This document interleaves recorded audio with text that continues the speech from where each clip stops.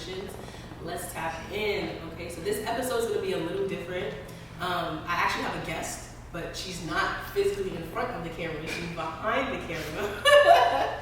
And she just didn't want to show her face on camera, which is understandable because even with myself, it took me like a while to mentally and spiritually prepare to actually be in front of the camera.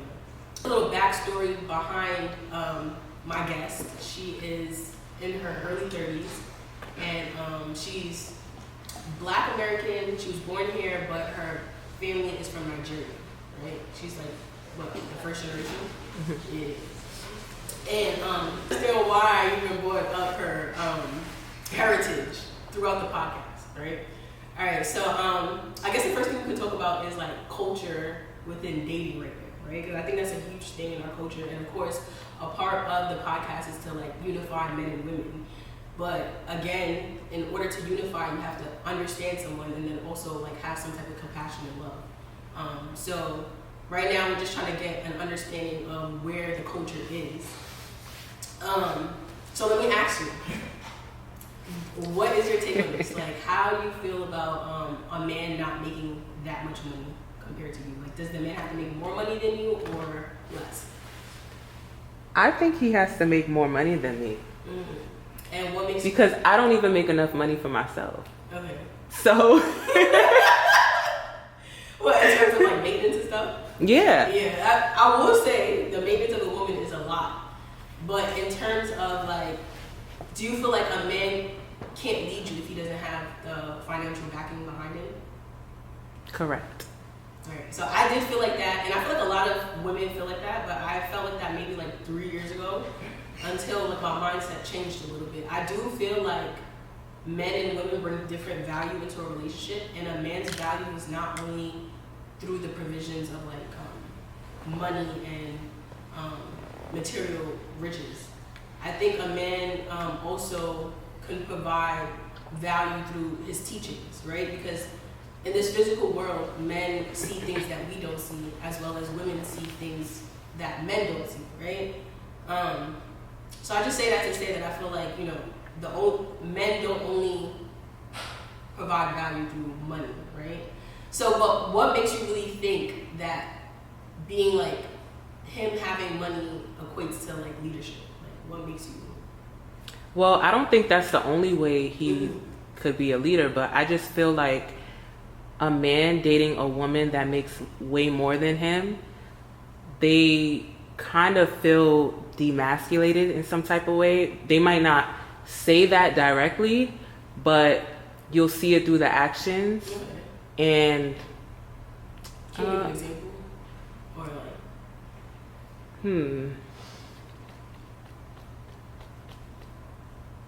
I can't give you an example right now. I I have to think about it, but but I have heard that before, that like men actually, it demasculates some men. But you know what the thing is? I think only some men feel that way, not all men. Like I've like encountered men that understand that there's still a man without the money behind him. If that makes sense. okay. So let me ask you: do you feel like that's? So you feel like that's the top of your list? Like if the man doesn't have money, then he's X'd out. Yeah, automatically. You said that, don't quit. Yes, automatically, immediately. Immediately. First of all, I'm trying to figure out what you do for a living. That's like the first on my list. Like, what do you do? Fair. What do you do for work, huh? I mean, that's fair. Yeah, what do you do for work? Mm-hmm. Oh, you a garbage man? Oh, okay. Heard So you. you say no to a garbage man? Yeah, hell yeah. And you know, you're not the first person I heard say that. Like this other girl I used to work with, she's my coworker and she's actually my friend as well. And she said that she would say no to an MTA worker. Y'all out of your mind. I ain't gonna lie. Cause like the thing with me, right? Okay. I might talk to a garbage man or like a MTA worker, but I just know in my mind it's temporary. I'm gonna get what I could get out of you, and then I'm gonna skedaddle. You're gonna go ahead. No, but yeah, that's it. I think that's part of the problem though, because when men know that a lot of women think like that, right? So and a lot of women don't realize that a lot of men will actually give you all the values, all the material riches, just to get what they want, and then did, because they know that. Yeah, but the beauty of me is that I play the long game, right? I'll let you think you're gonna get what you want, but you're never gonna get it. So then what? You're gonna keep trying and trying and trying and spending and spending and spending until you realize, like, oh shit, she really not gonna give it up. But don't you feel like, and every man wants the same thing, whether he has money or not. But they all want the same thing. I feel like a lot of women haven't experienced men in their softness, whether platonic or romantic. So they tend to think that that's the only thing men want. But like when the culture mindset is like that, it damages both of us, because now they see women as doing that, and then when they actually make it and they have all this money, it's like, why? Like, what's the point of me even marrying someone, or what's the point of me even like? Because all of them are the same. They weren't with me during my grinding process, and all of them have that same mentality. So what's the point of me splurging on them? I'm gonna get what I want for now, and then I'm gonna dip. So but the whole grinding process. Oh, she wasn't with me during my grinding process. There's women that will stay with a man through his whole grinding process till he's making however lot of money, right? And then he'll eventually leave her after all those years. Those are some stories, and I think those are a lot of stories. No, but there's a lot of stories that are the opposite, and I think a lot of people hyper focus on the negative ones. And I also feel like I don't know. I don't feel like that's every single story. And I feel like I mean, yeah, it's not every single story, but it's story. You're not the only one who felt like that. I was at a barbecue, and one of the girls that was there, she said the same thing. Like, you'll sit there and grind, and I'm not saying that that's not true. You'll sit there and grind with a guy, and then he'll end up leaving you for his dream girl, right? Mm-hmm. You hear that a lot, and I feel like we don't really know the intricate details within that relationship dynamic.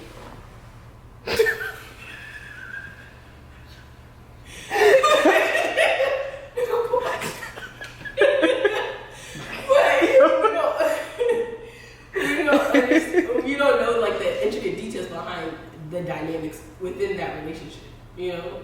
So that's why I feel like I guess why we hyper. And then also another thing is, honestly speaking, whether the man is rich or not, if a person doesn't want to be with me, I feel like a lot of women need to have the women, men, whatever. We have to have the confidence that if somebody doesn't want to be with you anymore, then do I want to be with them? Like, right. But a lot of women are insecure though. Why do you think that? And I think that's because they will stay with a man that clearly doesn't want to be with them. They ignore the red flags, right? Mm-hmm. Yeah, they ignore the red flags, and then they'll wonder like, yo, does he really like me? If you have to ask yourself if a guy really likes you, he doesn't like you. I mean, I can agree with that to a certain extent, because I also feel like a man can sit there and play the game like he likes you, give you all the stuff, and know exactly. Yeah, but I feel like there's always a sign though. No. Yeah, you gotta pay attention. There's always a sign. There's always a sign.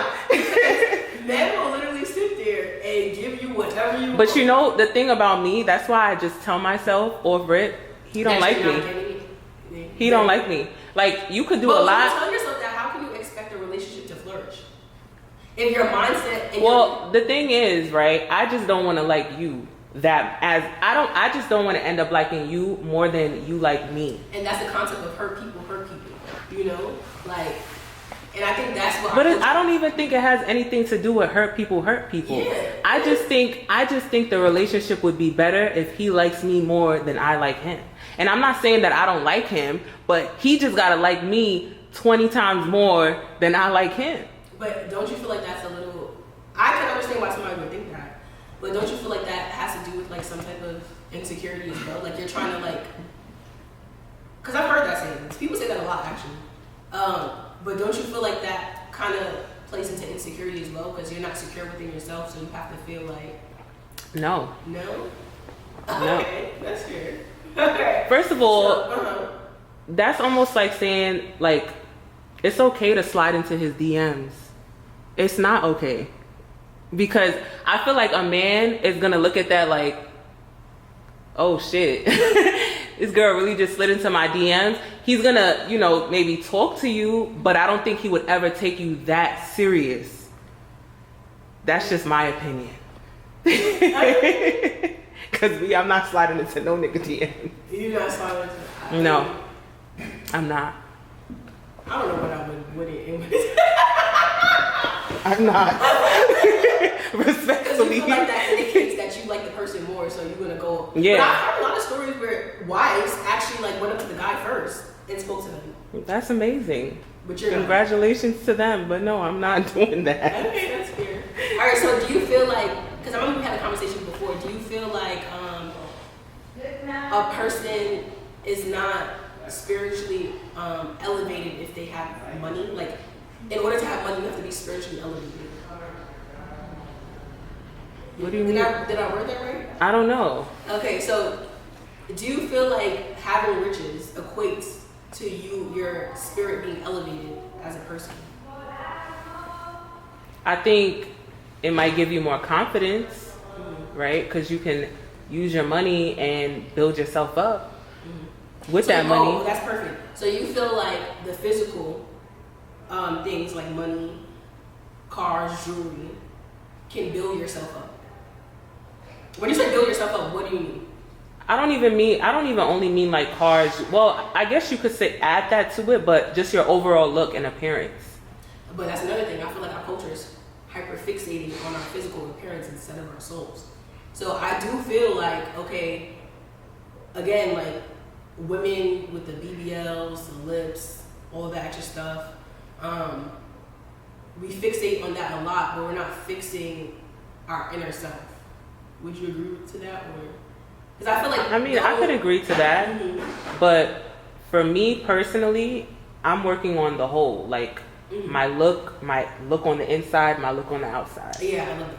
I think that's what but I feel like the culture in itself is not focused on inward. They're more so focused on outward. But I mean, for women in general, I feel like at the end of the day, people are gonna see you right before they know you. So your look in general just should look the part. You should look good all the time. Absolutely, I agree to that, and that's a part of femininity. But what I would say is you can attract someone, but you're not going to keep them because your soul is not intact. That's true. Yeah. So I think that that's just something that we should work on in within our culture. And I think a lot of times women also are how can I say this? I don't know. I feel like a lot of women fixate on that because the culture dynamic, like men want the physical appearance and then women want the money. So it kind of creates this culture where it's like a transactional kind of love instead of like, virtuous. I can agree to that. Yeah. Because I mean, men want a trophy, right? They don't want to be walking around with a girl that looks crazy. They want somebody that's going to make them look good so they could bring her around and be like, yo, your bitch bad. But if she don't look good, right, he's not going to want her around. Yeah. So you got to look the part. Yeah. Yeah. I agree. I just feel like I like your answer where you said that it should be both spiritual and physical. Yeah. Yeah, I agree. But I also feel like, I don't even know how to say this. Like, men want a baddie, right? But she can be nice. Men don't really like nice girls. Nice in what regard? Men do not like nice girls. Like, I'm talking about like sweet, just, I don't know. It's just something about being nice. Friendly? I don't know if I could use the word friendly. I just mean nice. Like, you just can't be too nice to men. You can't be too nice to men. I think it goes both ways. I don't think men can be too nice to women either. Cause like, because I feel like, well, we gonna run over you if you let us run over. That's just people. But that's the part. We need to run over them. Cause they like that shit. Men like to be run over. They do. What makes you say that? Because you will always hear a man talking about, like, you could be dating a man, right? And he'll be like, yeah, I was with this girl for 5 years. She was crazy. Okay, but you stayed with her for 5 years though. You like that crazy shit. Like, you gotta like something about the crazy because you stayed with her for that long. Because 5 years is not 5 days. That's 365 times 5. That's mad long. But I do think that the men and women be staying in situations that they know they're not supposed to stay in. because they like started that too. Men, I feel like with men too, they will date a girl just to have her as a placeholder. Oh yeah, I heard until they could find that dream girl. That dream girl. So they will date a girl for 8 to 10 years, right? And the girl's like, so you're never gonna marry me? When are you gonna get married? Mm-hmm. Never. Like, I mean, look at Jim Jones and Chrissy. Oh nigga, but you just dropped it. Jim Jones and Chrissy, right? They've been together for so long. Mm-hmm. He didn't even propose to her. She proposed to him, which is crazy. Okay. That right there, I would rather drink the beach water before I propose to a man. Mm-hmm. I feel like that's the biggest way to just demasculate a man. Yeah, I necessarily wouldn't. I mean, everyone's different, you know. Everyone has their own little reasons of why they do things. But me personally, I wouldn't propose to a man either. I feel like that's his choice to do that. Maybe she was in a predicament where she actually really wanted to get married and I don't know, and she felt the need to do that, but yeah, but that doesn't mean he's gonna marry you though. No, like, it doesn't, obviously. Right, but I mean, he said yes, right? Now they just been engaged for how many years? Mm-hmm. They still not married. Speaking of that, because they're both Black Americans, right? I think. Yeah. You mentioned before that a lot of Black American men don't value marriage. They don't. They don't look into marriage. They don't. They rather have a baby. Like baby mama kind of thing. Right. Mm. They rather just have a baby, or let's just have a baby without even talking about marriage. And I feel like having a child is a bigger commitment than getting married, because you can always divorce the person, but once you have a baby, you stuck with me for the next 18 years. But then again, the thing about Black men is they'll have a baby and not take care of the baby. They would just have the baby and just be like, yeah, that's my baby mama. I see her when I see her. All right, so I will say this, that everything is cause and effect. And our history in like maybe like the 70s, the 80s, before like the war on drugs and things like that, we were very family oriented. And then there were things that were implemented into our society that caused us the family unit to break apart, you know? And I will say that, like, I feel like the new generation is more, we don't feel like the new generation is more into like taking care of their kids and stuff. What's your experience with that? Honestly, I don't know. You know, like between like friends and stuff. For me, like, I feel like marriage just brings stability to a family. So like, even if this man is part of the child's life, there's really not that much stability, because I mean, the girl might live in her own place and then the guy might live in his own place, and now there's no like unity as far as like the child being in one home. Like, mm-hmm. The child is in the mother's house for the week, and then during the weekend he or she is at the father's house. So it kind of like eventually brings, I feel like, a little bit of confusion, mm-hmm. as to just being married, right, and being in one home. In one home, I agree. I think having like a family structure actually brings structure to the family. Yeah. You know what I mean? Like, and having unity. I know how you were talking about the fathers actually being in the household and things of that nature. That brings me back to why I actually mentioned why you have like Nigerian descent, right? Question, because I see this on another podcast, and you have mentioned this before. Have your parents ever told you to like stay away from Black Americans? No, not necessarily. Mm-hmm. But I will say, like, from when I was young, mm-hmm. I had a lot of Black American friends. Like, all of my friends were Black American. Mm-hmm. And my mom didn't really like me hanging out with those friends. I mean, she never said, oh, don't hang out with them because they're Black American. She just didn't like me hanging out with them. But as I got older, right? So I'm not friends with any of these people anymore, but I won't say we have beef. Like, we still follow each other on Instagram. I still see their stuff, whatever. But like, looking back, I can see why my mom didn't really want me hanging out with them. So yeah, there's that. Oh, okay, so it wasn't necessarily because they were Black American, just the way. I mean, it probably was because they was Black American, but my mom never really portrayed it as like, oh, they're Black American, don't hang out with them. Because I've seen another podcast where they was like specifically where like their family was just like, don't be around Black Americans. But like the culture that we live in is like different from immigrants that come over here, right? So it's like I could kind of understand why they would say that, because like it just seems like dysfunctional, like Black American culture, like in the hood kind of area. It seems a little dysfunctional, but I don't think people realize that like when you come from a different country, and then especially when you're of a colored person, when you come from a different country, and then you actually incorporate yourself inside of these like environments, inside of these places, like the inner city and stuff like that, you actually become a Black, like your generation is gonna die out eventually, and you take on the identity of a Black person, like a Black American. Like, nobody's gonna look at you. Like when I talk to you and you have the culture and the mannerisms of a Black American, you know what I mean? And I think if a lot of immigrants like understood, I think a lot of times like a lot of like Africans or like Caribbean, because I have Caribbean culture in me as well, that because they don't know the history of what like Black Americans have to endure, they don't understand why certain situations are the way they are. You know what I mean?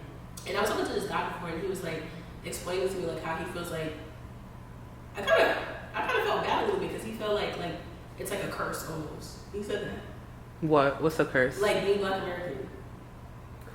An African said that? No, a Black. Oh, a Black American. Okay. Yeah. But I kind of feel like I don't know, like I feel like there's a lot of things that caused us to be the way we are. It's not like I feel like anybody that had like these things implemented inside of their society will turn out the same way, or if not worse. You know what I mean? Like the zoning. There's certain, I don't think people realize that like there's certain zip codes that certain people just don't. It could be like, you ever drove in the hood and it's like one area is the hood, and then like 2 blocks down is like nice. Gentrified. You know, it's like strategically placed that way. It's not just there for no reason. You know what I mean? Even like the school to prison pipeline, or the mass incarceration of our Black men. You know, all of these things affect the dynamics within the family unit, which then affects the children, and then it's like a ripple effect. You know what I mean? So, what you thought about the conversation so far? I felt attacked. Sorry. I love Shashani because she's for the men. And now I'm I'm for the girls. I'm It's still on, right? It's still on? I'm for the girls. I'm a girl's girl, okay? I'm I ain't mad at you. It's just that I see both Get that sides. head, get that bread, and leave. Don't think that. Down for the guys. I really not. Nah, Shashani is low key for the guys. She's definitely for the guys. I She's love for the it. guys. Yo, She be like, no, don't use it for his money. It's wrong. She brings to life. She be like, no, you shouldn't do that. Okay, you You can should ask just her. like him just because he's a human being, You can not ask because her. of what he can do for you. No. I feel like when people talk like that, it almost gives the impression that like if you would trade somebody for any type of money. So look, Nah, you can ask her. it depends on who you are. Since that's her mindset, right? You can ask her. There's men that want their women to make more money than them too. No, I heard that. There's lazy men in this world that rather have a girl that's gonna take care of him fully and just be good off their girl. Like, yo, my girl go to work every day. She come home, she cook, she clean for me, she pay the bills, she do all of that. Like, there's men out here that's just like that. They call waste man. Waste man. But there's waste man in this world. And there's girls that's down with it because they love them so much, and it's like, I take care of my man. I don't care. I'm gonna take care of my man. And I'm not like that. But it's like a partnership. What else? You just feel like the man should like have it all already. Yeah, just come built. Like, come built, please.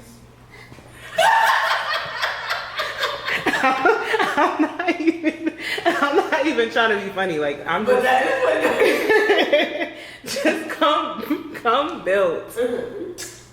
Cause then I'll know you got it. You looking for your dream girl. You know you could take care of her. Like, this is my girl right here. Like, she's beautiful. Just want to elevate, and that's I it. feel like the average person. What's the average? Actually, I probably asked that. What's the average salary right now? The average, I don't know, but it's pretty low. Right. So how can we sit here and expect? Then nobody's gonna be together. I mean, that's the thing. Not everybody has my mindset, though. A lot of people do that. No, they don't. They talk like they do, but they really don't. You think They so? still gonna settle. Yeah. I don't know, because I feel like everybody, a lot of people. Trust me, there's a lot of dusties in relationships. Mm-hmm. So, not everybody has this mindset.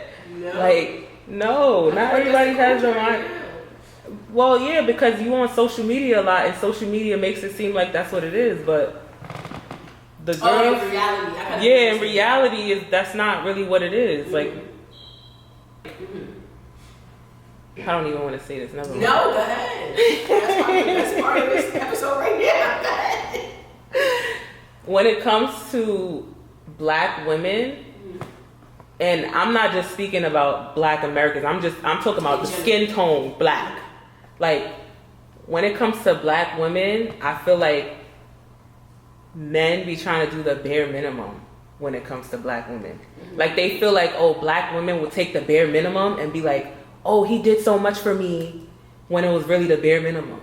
But then they'll find another skin tone and do the most for them. But when it comes to a black woman, they want to do the bare minimum and feel like it's okay because she just accepts that. Okay. What's the bare minimum to you? Everything. What do you mean? Everything. What's the bare minimum to me? I don't know. Like, what's the example for that? Ask me something and I'll tell you whether it's the bare minimum or not. Okay, that's a good game. All right. Getting your nails. That's the bare minimum, a man bro. pay for your nails. That is the bare minimum. That's the bare minimum. Yeah. And paying all your bills. That's nothing. That's Okay. because I mean I have a lot of bills, so I don't know. I can't really speak for everybody, but I got bills, so I wouldn't consider that as the bare minimum. All right. A man paying like the rent, but you take care of the other bills. What's the other bills? Like everything else, like groceries, utilities. So basically 50-50? No. That's the bare minimum. Maybe I could pay the bills with his card. Like, you know, With go his card? grocery shopping with his With card. his card. Yeah. Like, I'll do the grocery shopping with the card, with his card. No?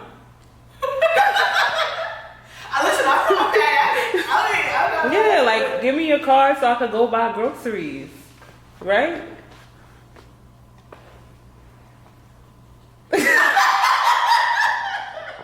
Why are you frozen? Give me the card so I could make sure the bills is paid on time. Yeah. I don't know. I just feel like. I mean, that would be nice. Obviously, anybody would want that, right? Right. We're taking up and comparing different lifestyles I on think- the internet I think- to ours, and it's just like. I think if you're living within your means, it's possible. If you're living within your means, Yes. like if both of you guys in a partnership are living within your means. Yeah. Like, let's say you're with an quote unquote average guy that's making Mm-hmm. $70,000 a year. If you guys both are living within your means, it's possible. I agree, because I actually have a friend that's like that. She actually has a degree and everything. They have kids, but their situation's a little different. And they have kids, and it's only $70K. Yeah, but their situation's a little different because she's getting help in other regards. Like everyone's situation, that's what I'm trying to say. Everyone's situation is completely different. You can't really compare apples to oranges. Like, you know what I'm saying? Like, I feel like a lot of times we like hyper fixate on what we see on social media and like, oh, I want this because she got that, or I want this because he got that. But it's like, in your life right now, is that like, I like that answer though. Like, it has to be within your means. Because I do know friends that are like that, but there's But circumstances. my whole thing too is like, what's wrong with you seeing something on social media and being like, I want that? Like, it's almost like saying like, okay, when we were growing up, right? What do you want to be when you get older? Mm-hmm. Why do you want to be a doctor? Because you see somebody that's taking care of people and is, being a doctor. Mm-hmm. Or like, why do you want to be an actress? Like, but a lot of people post what they want you to see on the internet. They don't post you the real. Yes, real that's true. Of their life. That's true. So yes, but I also feel like just because people don't post everything on the internet, that doesn't mean you're gonna find someone that's taking good care of you and he's gonna be beating the shit out of you. Like, you get what I'm trying to say? Like, I feel like people try to be like, oh, yeah, what you're seeing on the internet is like, yeah, he's taking good care of her, but you don't know what's going on behind the scenes. He's probably cheating on her, or he's probably like beating her, or this and that. But that doesn't necessarily mean you're going to find somebody that's taking good care of you and he's going to be doing the same thing. I agree, but I feel like it goes both ways. Like you said, yeah, I'm going to see what I like on social media and I'm going to manifest that. That's what I'm going to manifest. I'm not going to manifest whatever they got going on behind the scenes because I don't know what's going on behind the scenes. That's my point. You don't know. Nobody exactly. knows. So in my brain, I'm not thinking like, oh my God, I'm going to find somebody and he's going to be but let me ask you doing... this. How can you manifest someone and attract somebody based off of the mindset that you have of just using them? Because that's what you're going to attract. I mean, that's what you're going to manifest, actually, I feel like when you talk... But everybody's here to be used. Everybody's put on this planet to be used for something, mm-hmm. right? Like, whether it's for money, whether it's for love, whether it's for sex, like, you're here for something. Like, you can't be mad at nobody for using you because, like, if I can't use you as a friend for something, then why are we even friends? And not necessarily saying that I'm just here for you to use me because, not necessarily saying that you're just here for me to use you, but you're also here to use me too, right? You should be able to call me. The term of actually, let you finish. Sorry, go ahead. Yeah, right. You should be able to call me and ask for something if you need it, right? And that's a form of you using me. The term usage is different from what I'm saying. Like, when I say use, I mean use and abuse. Like, I feel like, to me, like, when it comes down to love, I feel like I value that more than the aspect of like rich, like fine. That's just me. Because I feel like it goes longer. But I also feel like if because I feel like when you go with the mindset of I just want this, I just want money, I just want.